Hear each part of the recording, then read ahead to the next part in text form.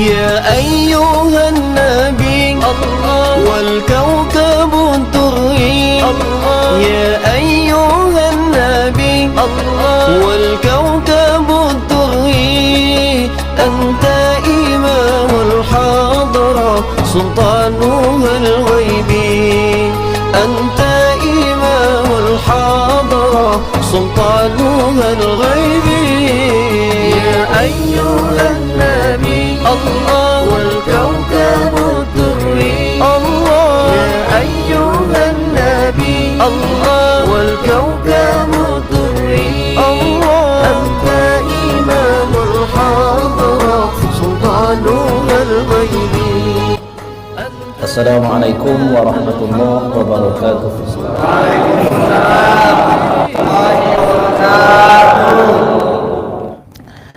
Bismillahirrahmanirrahim. Alhamdulillahirabbil alamin. Alhamdulillahilladzi sadaqana wa'dahu wa awrasana al-ardha natabawwa'u minal jannati haitsu nasha' fa ni'ma ajrul 'amilin. Asyhadu an la ilaha illallah wahdahu la syarika lah wa asyhadu anna sayyidana wa maulana Muhammadan abduhu wa rasuluh la nabiyya wa la rasula ba'dah, amma ba'd. Kita lanjutkan kajian kita. Sebelum kita membaca kitab fikih, kita lanjutkan kembali menyicil ya kitab Hidayatus Salikin fi Suluki Maslakil Muttaqin karya Syekh Abdul Somad Al-Falimbani. Pada pertemuan yang lalu kita sudah membaca peringatan yang sangat tegas dan menyentuh hati kita berkaitan dengan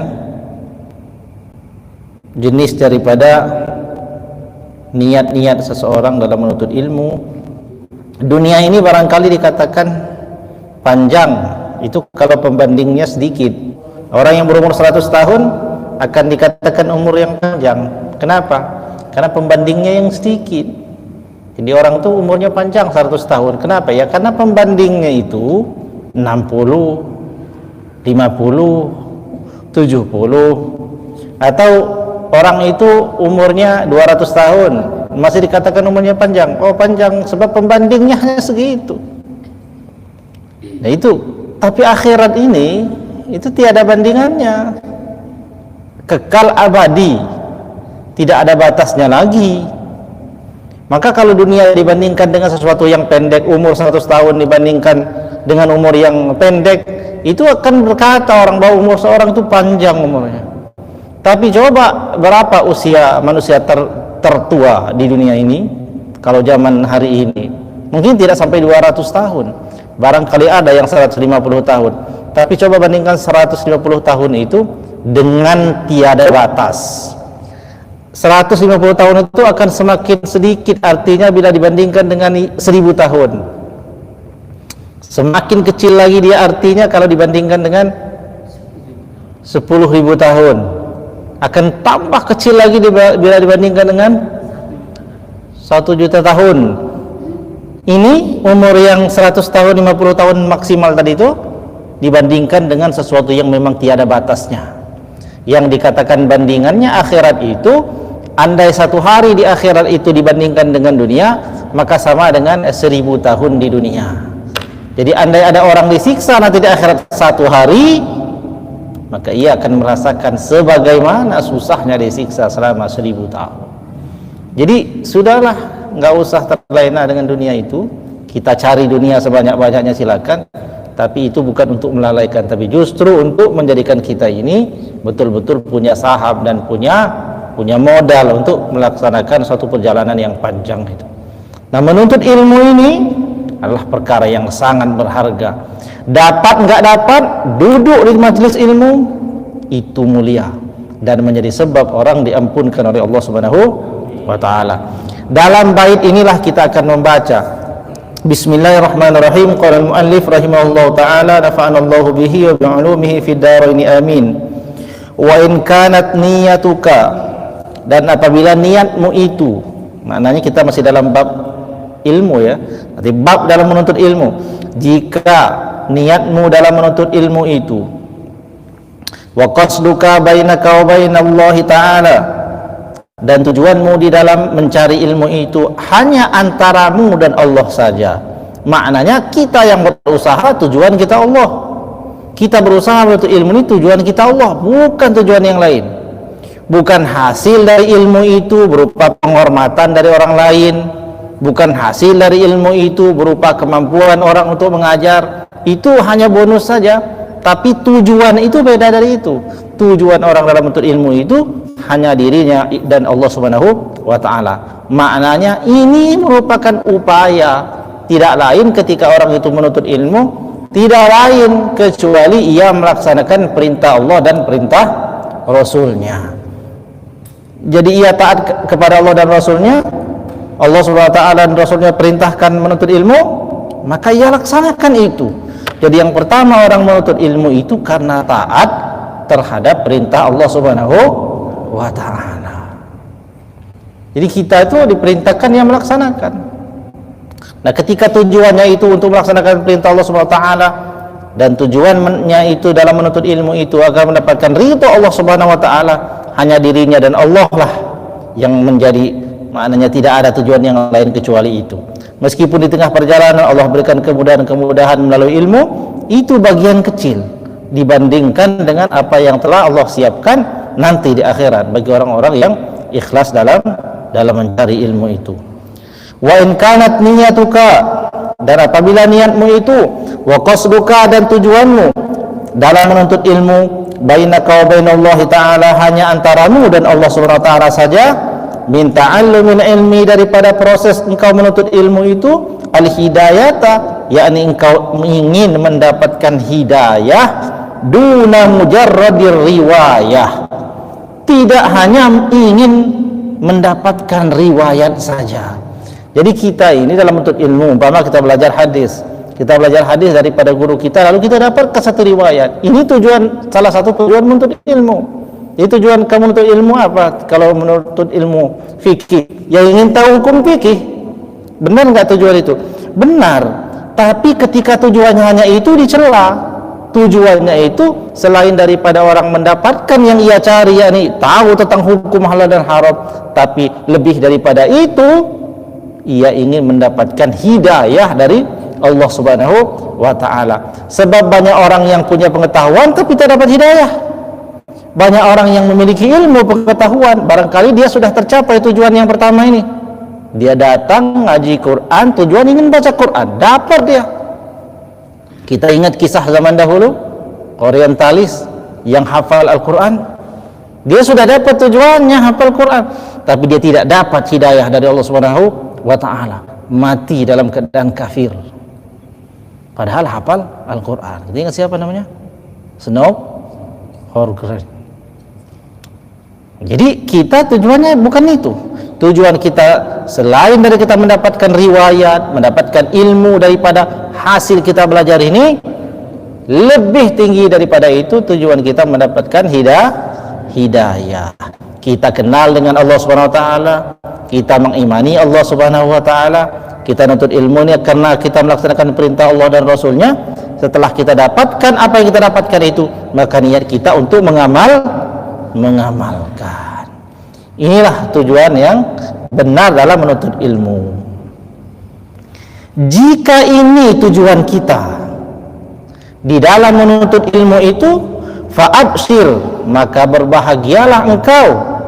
Fa inna malaikatas samai, karena sesungguhnya malaikat-malaikat yang ada di langit, tabsutulaka ajnihataha, menghamparkan bagimu, menjulurkan bagimu sayap-sayapnya. Jadi malaikat itu paling berharga pada malaikat adalah sayapnya. Sebab dengan sayap itulah malaikat itu bisa terbang kemana saja. Kemana Allah perintahkan mereka bergerak dengan bantuan daripada sayap itu, maka sesuatu yang paling berharga pada diri malaikat itu diberikan, dijulurkan ya, atau dihamparkan atas orang-orang yang menuntut ilmu.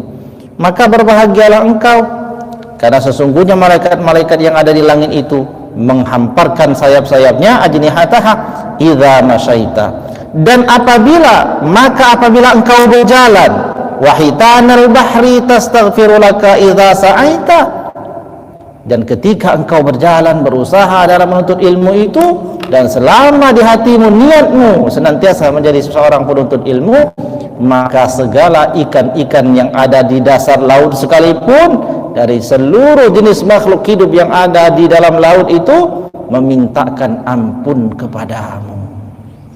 Tidak ada hadirin sekalian yang mendapatkan anugerah ini selain dari para penuntut ilmu. Maka Allah puji ilmu dalam Quran, yarfa'illahu allazina amanu minkum wallazina utul ilma darajat. Allah mengangkat orang-orang yang beriman di antara kamu dan orang-orang yang diberi ilmu beberapa derajat. Sedangkan satu derajat kepada derajat yang lain itu, dalam maqalah Imam Ibnu Abbas dikatakan bahwasanya dari satu derajat ke satu derajat berikutnya itu jaraknya sejauh 500 tahun perjalanan. Ini dikatakan beberapa derajat, maknanya ini sangat banyak, tidak bisa ditetapkan jumlahnya berapa. Jadi seperti itu. Kemudian dalam Quran juga, fas'alu ahla zikri fa in kuntum la ta'lamun. Fas'alu ahla zikri in kuntum la ta'lamun. Bertanyalah kamu kepada ahli zikir, yakni ahli ilmu, in kuntum la ta'lamun, jikalau kamu tidak mengetahui. Di situ pujian lagi terhadap ilmu. Ketika ilmu dipuji, maka orang yang memiliki ilmu itu juga mendapat pujian. Al ulama warasatul anbiya, kata Nabi sallallahu alaihi wasallam.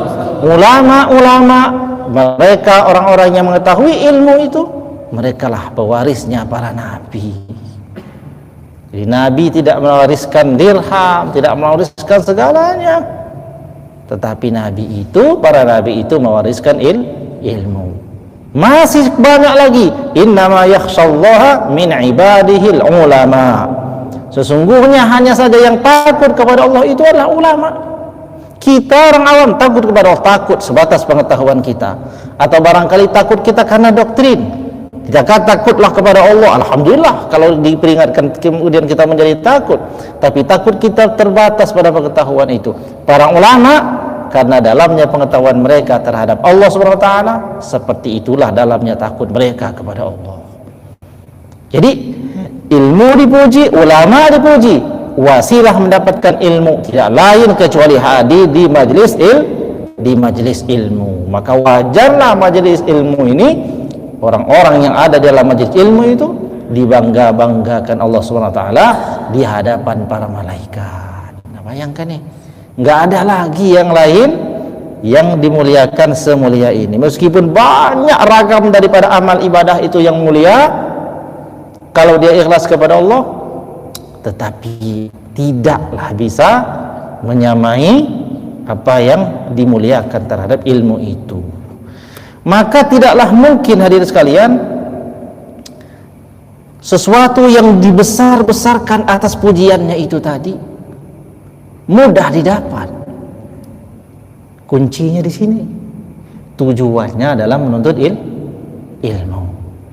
Bahkan dikatakan oleh Nabi SAW dalam sebuah sabdanya juga dikatakan, diriwayatkan oleh Imam Ahmad, ana min ghairi dajjal, aku, kata Nabi, kepada sesuatu selain dajjal, akhwafu alaikum minad dajjal, lebih aku takutkan menimpa kalian itu daripada dajjal itu. Faqila, maka dikatakan, wa ma huwa ya Rasulullah, apakah itu ya Rasulullah? Faqala, Nabi menjawab, ulama su. Ulama yang tahu ilmunya tapi menyimpangkan ilmunya, ulama yang mengetahui ilmunya tapi menyembunyikan ilmunya, ulama yang tidak mengamalkan ilmunya.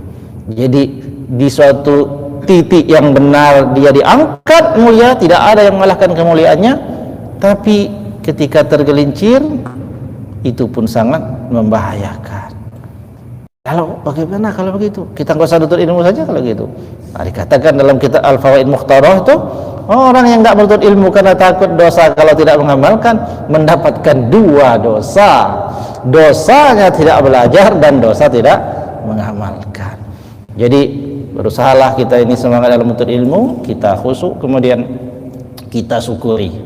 Kita khusyuk, kita syukuri, ya. Mudah-mudahan ilmu kita ini ilmu yang manfaat. Ilmu yang manfaat itu ilmu apa? Yang menambah rasa takut kepada Allah, semakin memperbaiki akhlak, baik akhlak kepada Allah, akhlak kepada Rasulullah, akhlak kepada sesama manusia, akhlak kepada seluruhnya. Jadi sudah berbedalah keadaan orang yang ngaji dengan orang yang tidak ngaji. Ini orang yang ngaji sudah nggak mau lagi makan yang haram, sudah nggak mau lagi makan yang nggak jelas. Kalau masih, auzubillahi min dzalik, jangan sampai. Ini orang yang ngaji sudah nggak mau lagi merusak. Apa yang tidak manfaat baginya nggak diambil. Lewat di mana-mana, matah-matahkan bunga dan lain-lain, padahal nggak ada manfaatnya. Maka tidak. Orang yang ngaji itu sudah punya rasa kasih sayang, ya. Dia sudah mengamalkan apa yang diajarkan Rasul SAW. Jadi ar-rahimuna yarhamuhumur rahman, dalam hadis musalsal yang kita pelajari awal dulu. Jadi orang yang punya rasa kasih sayang itu dikasihi oleh Allah yang Maha Penyayang. Irhamu man fil ardi, kasihilah olehmu apa-apa yang ada di bumi, yarhamkum fis sama, maka para malaikat-malaikat yang ada di langit akan menyayangimu juga. Jadi kita ini disayangi atau tidak itu bergantung dengan rasa sayang kita juga kepada makhluk. Wallahu